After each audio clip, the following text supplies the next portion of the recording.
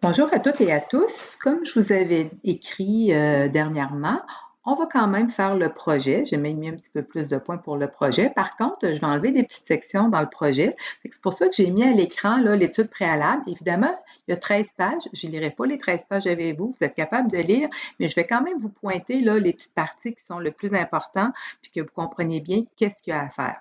Fait que ça, c'est l'étude préalable. On va travailler pour Carrefour Tiers-Monde. Carrefour Tiers-Monde, c'est quoi? C'est un organisme à but non lucratif qui a, dans le fond, comme valeur l'équité, la justice sociale, responsabilité, solidarité.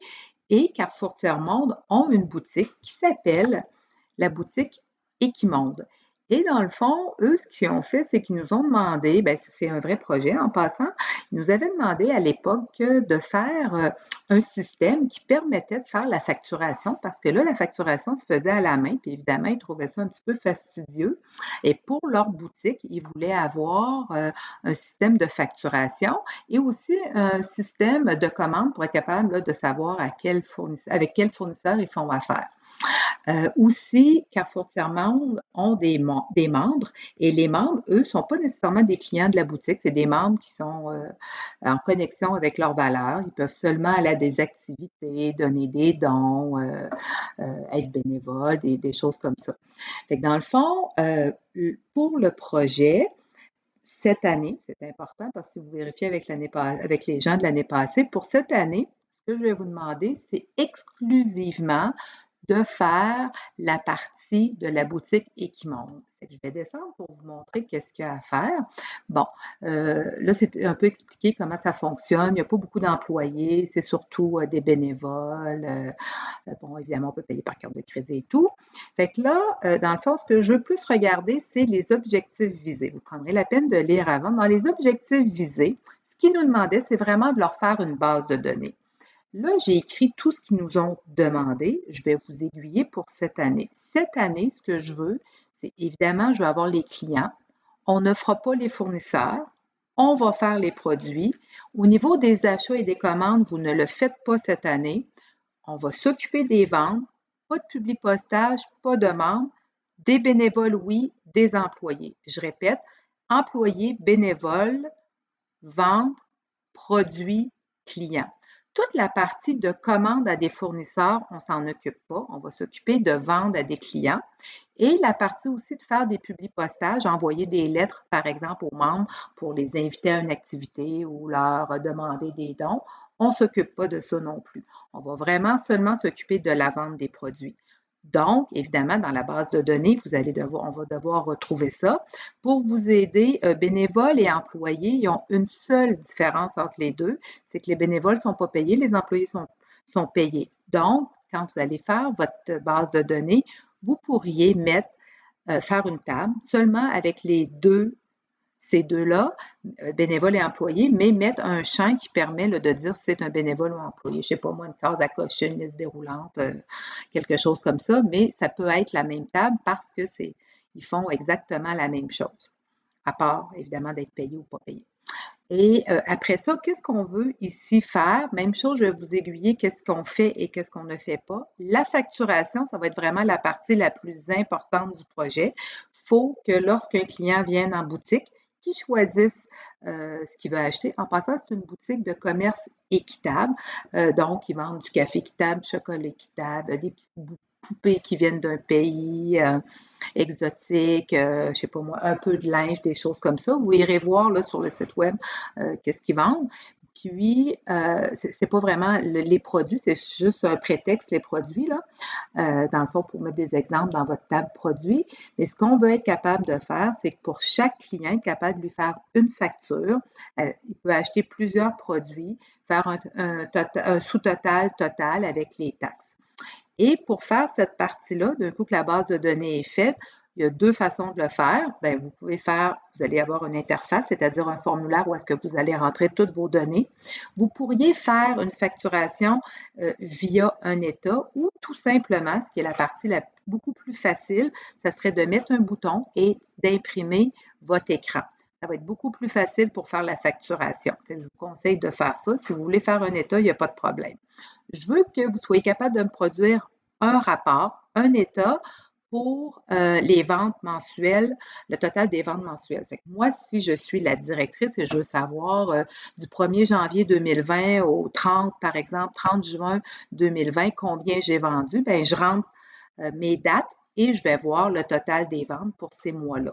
Fait que ça, vous devez faire absolument un rapport pour ça, un état.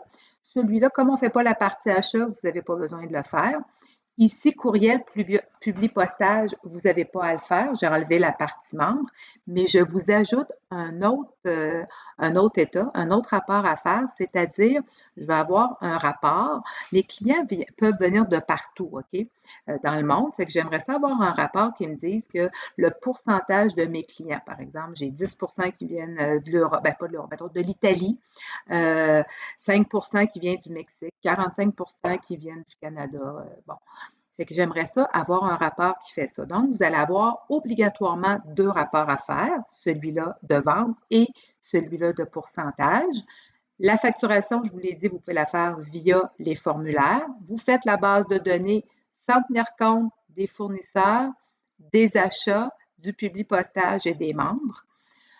Fait que là, vous êtes capable de faire votre base de données, vous êtes capable de faire à partir des tables que vous allez avoir, vous êtes capable de faire aussi vos interfaces, vos formulaires et vos deux rapports.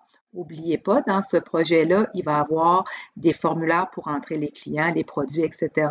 Mais il y a aussi des formulaires pour être capable d'arriver sur le système et d'être capable autant d'aller rentrer des données, autant d'être capable d'activer les rapports. Après ça, la partie vraiment la plus complexe ici, c'est vraiment la partie facturation. Tout le reste, les contraintes à respecter, tout ça, je vais vous laisser lire ça. Où est-ce que je vais aller? C'est plus ici. Les dates ne sont plus bonnes. La première partie, on va regarder dans quelques minutes la grille d'évaluation, c'est le modèle de données. Bon, là, cette année, vous ne le ferez pas papier. Vous allez vraiment faire le modèle de données sur Access. Et dans le fond, il va falloir mettre les tables et tout ça, mais c'est sur Access. Idéalement, faites-vous un modèle de données papier, mais quand vous allez me le remettre, vous allez me remettre Access. Et la date n'est pas le 3 avril, la date, c'est le 24 avril. Pour le reste, on va y aller étape par étape, mais pour la première partie, c'est la première partie que vous êtes capable de faire. Je vais aller vous montrer la grille d'évaluation. La grille d'évaluation pour la remise 1, elle est déjà correcte. Ici, j'avais mis, évidemment, c'est l'ancienne grille, j'avais mis 3 noms. Pour cette année, bon, comme on va modifier, c'est maximum 2 personnes. Si vous êtes capable de travailler en équipe à distance, il n'y a aucun problème. C'est sûr que ça se fait quand même bien. Vous envoyez votre base de données. Demandez-moi pas, envoyez-moi pas de MIO pour me demander si Access, on peut le mettre en info nuagique. On peut pas. On peut, mais le collège ne le permet pas encore. Peut-être, là, suite à ce qui vient d'arriver, ils vont le permettre, mais il ne le permettait pas là, jusqu'à tout de suite.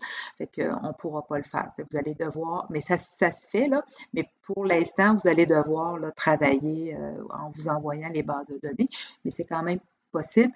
Maximum 2 personnes par équipe. Je vais vous demander éventuellement, après l'examen, de m'envoyer vos noms pour que je sache avec qui vous allez travailler. Et dans le fond, la première partie, bien, je vais voir l'étape pertinente, principale, l'étape de lien s'il y en a. Fait que si j'ai mis 10 points, ça veut dire qu'il y en a. Après ça, clé primaire, clé étrangère ou externe, relation. Là, c'est l'ancienne grille. Moi, je vais quand même utiliser cette grille-là, sauf que vous avez vu, on va prendre 2 secondes pour regarder ça, là, vous avez vu sur Léa que ça ne sera plus sur 5, ça va être sur 10. Mais le total, moi, je vais le mettre sur 100, mais ça va compter sur le bulletin pour 5. Fait que ça, c'est la première partie. Ce que je vais faire, je vais quand même aller voir Léa avec vous. Bon, vous voyez, là, j'ai fait des changements pour l'examen 1, il est rendu à 35. Et ici, là, pour la partie 1, j'ai mis les nouvelles dates et j'ai mis les points. Je garde les grilles. Ça se peut que je change les grilles, mais là, pour la première grille, c'est la même. Je vais voir comment ça va aller. Ça fait que, parce que moi, je les avais déjà mis à l'avance. Ça se peut qu'il y ait des grilles qui changent, mais ça, je vais vous le dire. Mais la première grille, la partie 1, c'est correct, ça ne bougera pas. Je vais compter vos points sur 100, mais ça va compter sur 10. J'espère que ça répond à vos questions. Après l'examen, vous allez pouvoir commencer jusqu'au 24 avril, peut-être un petit peu avant, là, dans la semaine avant le 24 avril, je vais vous donner un autre audio, pas vidéo, un autre audio pour vous expliquer la partie 2. Mais après l'examen, là, vous allez être capable de m'envoyer la partie 1. La partie 1, n'oubliez pas, vous allez mettre ça sur Léa, vous allez mettre votre base de données sur Léa et appeler votre base de données, si vous travaillez en équipe de 2, avec vos 2 noms. Fait que j'espère que vous avez bien compris. S'il y a quelque chose, envoyez-moi un mio. Moi, je vous réponds là à tout en l'espace de 24 heures. Fait que bonne chance pour l'examen et bonne chance aussi pour la partie 1 du travail. Au revoir.